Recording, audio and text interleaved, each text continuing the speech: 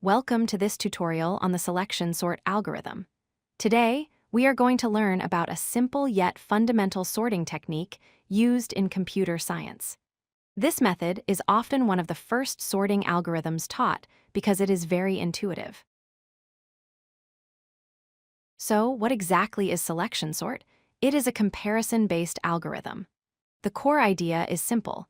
It repeatedly finds the minimum element from the unsorted part of your list and puts it at the beginning. You can think of it like organizing a hand of cards where you pick the smallest card and move it to the front. To understand how it works, you need to visualize the array as being divided into two parts. First, there is the sorted portion on the left, which starts out empty. Second, there is the unsorted portion on the right, which initially contains all the elements. The algorithm's job is to move elements one by one from the unsorted side to the sorted side. Let's look at the first step. We have an array with numbers like 64, 25, 12, 22, and 11.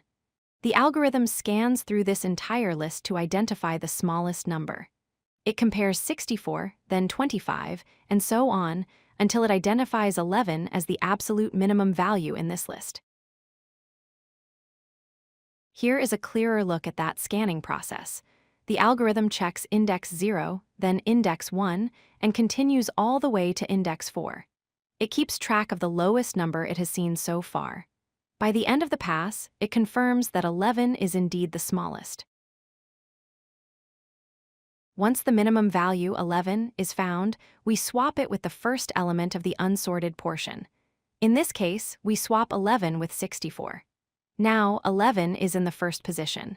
This element is now considered sorted, and we won't touch it again. Now we move to the second pass. The number 11 is already sorted. We only look at the remaining unsorted numbers, 25, 12, 22, and 64.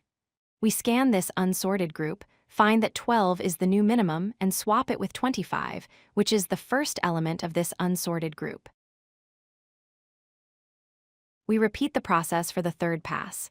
11 and 12 are sorted. We look at the remaining numbers, 25, 22, and 64. The smallest is 22. We swap 22 with 25. As you can see, the sorted portion on the left is growing, and the unsorted portion on the right is shrinking. We continue this process until the entire unsorted portion is empty. Finally, we are left with a fully sorted array, 11, 12, 22, 25, and 64. The algorithm has successfully arranged the data in ascending order. Let's discuss performance. Selection sort has a time complexity of O of n squared. This is because we have to scan the remaining list for every single element we want to sort.